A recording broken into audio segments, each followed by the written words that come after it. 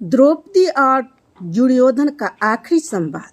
महाभारत के 10वें दिन का सूरज अस्त हो रहा था। युद्ध का सबसे भयावह दिन समाप्त हो चुका था।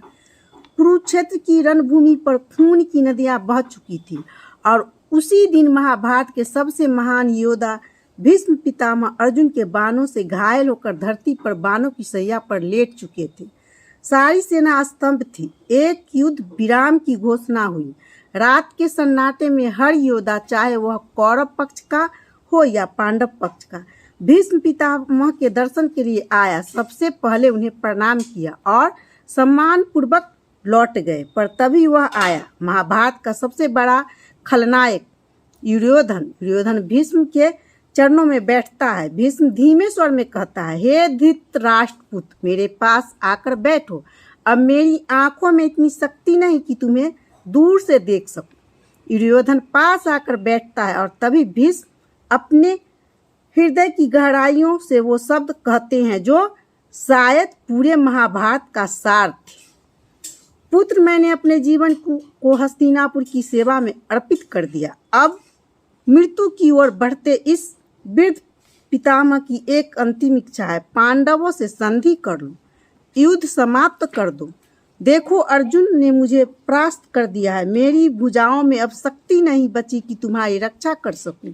यह युद्ध चाहे कोई भी जीते हारे तो केवल हस्तिनापुर की होगी। रक्त से लथपथ मेरा यह वंश, यह भूमि, यह सभ्यता सब समाप्त हो जाएगी। संधि ही अब श्रेष्ठ विकल्प है। भीष्म ने इस करुण शब्द को सुनकर दुर्योधन की आंखों में क्रोध उभरता है। वो क्रोधित स्वर में कहता है, पितामह, आप चाहते हैं कि मैं इस युद्ध में पीछे हट जाऊं? क्या मैं घुटनों के बल पांडवों से क्षमा मांगूं? नहीं पितामह, ऐसा कदापि नहीं होगा। इस युद्ध केवल दो परिणाम है, या तो मैं विजय प्राप्त कर हस्तिनापुर का राजा बनूं या फिर रणभूमि में वीर गति को प्राप्त हो जाऊं। तीसरा कोई विकल्प नहीं है। दुर्योधन प्रणाम करता है और तेजी से शिविर की ओर लौटने लगता है, लेकिन तभी उसके कानों में कटाक्ष की ध्वनि गूंजती है। प्रणाम दुर्योधन। वह पीछे मुड़कर देखता है। सामने खड़ी थी द्रौपदी मुस्कुराते हुए पूछती है, कैसे हो दुर्योधन? दुर्योधन, जिसने अभी भी अपने पितामह में खोया है, कटाक्ष से भरे स्वर से में उत्तर देता है, क्या तुम समझती हो कि अर्जुन से पितामह को हराकर हस्तिनापुर का ध्वज गिरा दिया है? नहीं द्रौपदी, हस्तिनापुर का ध्वज न भीष्म थे न कोई और। हस्तिनापुर का ध्वज मैं हूँ। दुर्योधन, द्रौपदी गंभीर होकर कहती है, यही तो हस्तिनापुर का दुर्भाग्य है कि एक अधर्मी स्वयं को इसका ध्वज समझता है। प्रतीक्षा करो दुर्योधन, मेरे 5 पति इस अधर्मी ध्वज को गिरा देंगे और धर्म का ध्वज हस्तिनापुर पर पुनः लहराएगा। द्रौपदी वहां से चली जाती है, पर उसके शब्द दुर्योधन के हृदय में जलते अंगारों जैसे धधकते रहते हैं। यह युद्ध केवल कौरव और पांडवों के बीच के नहीं था। यह युद्ध था तो अहंकार, 2 अपमानों के बीच का। एक ओर था द्रौपदी का वह वाक, अंधे का पुत्र अंधा, जिसने दुर्योधन को अपमानित किया था।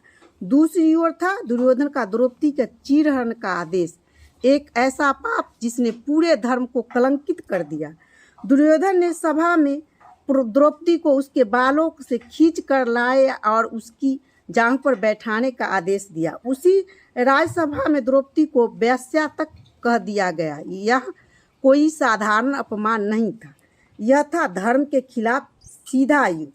इस अपमान का बदला वही था महाभारत का युद्ध, एक ऐसा युद्ध जिसमें अपमान, प्रतिशोध और अधर्म की परिणति हुई और अंत में भीम के हाथों दुर्योधन का वध हुआ।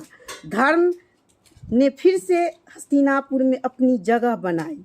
तो दोस्तों, यह था द्रौपदी और दुर्योधन के बीच का वह अंतिम संवाद, एक भावनात्मक और तीखा और निर्णायक क्षण जिसमें महाभारत की दिशा तय की। अगर आपको यह कहानी पसंद आई हो तो वीडियो को लाइक करें, कमेंट करके के बताएं कि आपको सबसे प्रभावशाली हिस्सा क्या था। और अगर आप हमारे चैनल पर नए हैं तो सब्सक्राइब करना न भूलें, ताकि ऐसे ही अनसुनी और अद्भुत महाभारत के रहस्य आप तक पहुंचते रहेंगे। जय श्री कृष्ण।